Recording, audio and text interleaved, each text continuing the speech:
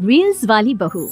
प्रज्ञा को रील्स बनाने का बड़ा ही क्रेज है और वो दिन भर रील्स बनाती रहती है, खाते पीते घूमते फिरते घर में कॉलेज में। रील्स बनाने के कारण प्रज्ञा पूरे कॉलेज में हाईलाइटेड है। जहाँ उसके रील्स सभी को पसंद आते हैं, वहीं मनीषा चिंता में डूबी रहती है। एक रोज जब खाते हुए प्रज्ञा रील्स बना रही होती है, तब मनीषा कहती है, 1 मिनट भी चैन नहीं है इस लड़की को। ये नहीं कि खाना तो आराम से खा ले, लेकिन नहीं, अरे थोड़ी देर रील्स नहीं बनाओगी तो आसमान नहीं टूट पड़ेगा। अरे मम्मी, इसी को तो कहते हैं डिटर्मिनेशन। तुम नहीं समझोगी ये सब। भगवान, इस लड़की को सद्बुद्धि दे। जब देखो तब टेढ़ा बाका मुंह बनाती रहती है। मनीषा की बात का प्रज्ञा पर जरा भी असर नहीं होता और वो खाते खाते रील्स बनाती रहती है। दिन बीतने लगते हैं और देखते देखते प्रज्ञा का कॉलेज भी खत्म हो जाता है। आए दिन कोई ना कोई मनीषा को प्रज्ञा की शादी करवाने का सुझाव दे जाता है। सब ठीक ही कहते हैं, प्रज्ञा की शादी कर देनी चाहिए।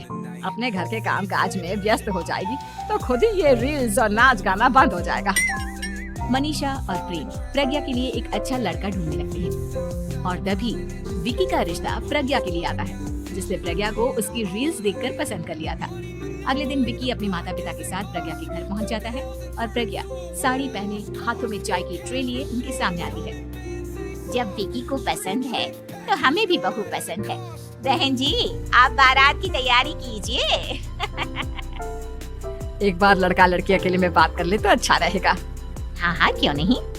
मनीषा विकी को प्रज्ञा के कमरे में भेजती है, जहाँ प्रज्ञा पहले से ही रील्स बना रही होती है। तभी विकी कहता है, आ गए आपके साजन जी। हमारे साथ ये रील्स कंप्लीट करती तो और भी अच्छा रहता। अच्छा जी, अब आ ही गए हैं तो बना ही लेती हूँ आपके साथ।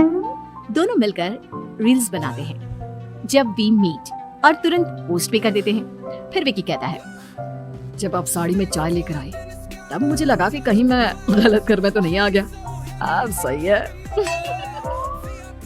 दोनों की शादी पक्की हो जाती है और शादी के दिन भी प्रज्ञा रील्स बनाने से चुकती नहीं। यहाँ तक कि बारात के समय भी नाचते हुए रील्स बनाती है। सभी लोग प्रज्ञा की तारीफ के पुल बांध देते हैं और प्रज्ञा नाचती गाती अपने ससुराल चली जाती है। सब कुछ अच्छा चल रहा होता है। प्रज्ञा यहाँ भी दिन भर हर चीज की रील्स बनाती रहती है। लेकिन कुछ दिनों के बाद जब सुनीता कहती है, बहू, ये रील्स के साथ साथ कुछ काम भी कर लिया करो। वैसे तुझे और क्या क्या बनाना आता है? मम्मी जी, वैसे तो सब कहते हैं कि मैं सब कुछ अच्छा बनाती हूँ, लेकिन मुझे लगता है कि मैं मैगी अच्छा बना लेती हूँ। हाँ, कॉफी भी अच्छा बना लेती हूँ और मुंह तो सबसे अच्छा बना लेती हूँ। हैं? अच्छा अच्छा। सुनीता अपना माथा पकड़ लेती है और कहती है, बहू, कुछ खाना बनाना भी सीख लेती। मम्मी जी, मैं लंबी प्लानिंग कर रही हूँ। जल्दी ही मैं इतनी फेमस हो जाऊंगी कि मुझे पैसे मिलने लगेंगे। हम दोनों सास बहू राज करेंगे, राज। नौकर काम करेंगे और लोगों की तो लाइन लगेगी हमसे मिलने के लिए। तेरा दिमाग खराब हो गया है क्या बहू? हंसी मजाक तक ठीक है, लेकिन इस तरह घर नहीं चलते। जितना जल्दी हो इस घर के तौर तरीकों को सीख लो। प्रज्ञा मुंह घुमाकर चली जाती है और तुरंत उसी वक्त एक रील बनाती है। ये देख सुनीता का गुस्सा 7वें आसमान पर चला जाता है और विक्की के घर आते ही सुनीता उसे सब कुछ बताती है। विक्की भी अब प्रज्ञा की इन हरकतों से परेशान हो जाता है। तुम टेंशन मत लो मम्मा, मैं देख लूंगा। विक्की कमरे में जाता है तो देखता है कि प्रज्ञा रील्स बना रही है। विक्की बड़े ही प्यार से प्रज्ञा से कहता है, प्रज्ञा, इन सब के लिए मैं तुम्हें मना नहीं कर रहा हूँ, लेकिन फिर भी हर वक्त तो ये अच्छा नहीं लगता ना। समझने की कोशिश करो, मुझे भी तुम्हारा थोड़ा वक्त चाहिए। मैं जब ऑफिस से आता हूँ तो मुझे समय देने की जगह इसी में लगी रहती है। तुम ज्यादा ही सोच रहे हो। तुम भी मेरे साथ रील्स बनाओ ना, तुम्हें भी बहुत अच्छा लगेगा। तुम्हें इज्जत से कोई बात समझ में नहीं आती क्या? दिमाग खराब हो गया है तुम्हारा इस चकाचौंध से। अगर तुमने अपना रवैया नहीं बदला तो मैं तुमसे दूर चला जाऊंगा। तुम ही रिश्ता लेकर आए थे, मुझे लड़कों की कमी नहीं थी और ना आज है। विक्की दरवाजा पटक कर चला जाता है। धीरे धीरे विक्की प्रज्ञा से दूर होता जाता है।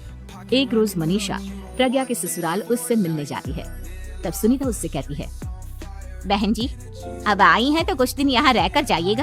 आप ही का घर है। हाँ मम्मी, बहुत दिन हो गए तुम्हारे साथ एक भी रील नहीं बनाई मैंने। प्रज्ञा तुरंत अपने फोन में रील्स ऑन कर लेती है। ये सब मुझसे नहीं हुआ। तेरा ये भूत अभी तक नहीं उतरा क्या? बहन जी, आप कुछ कहती नहीं क्या इसे?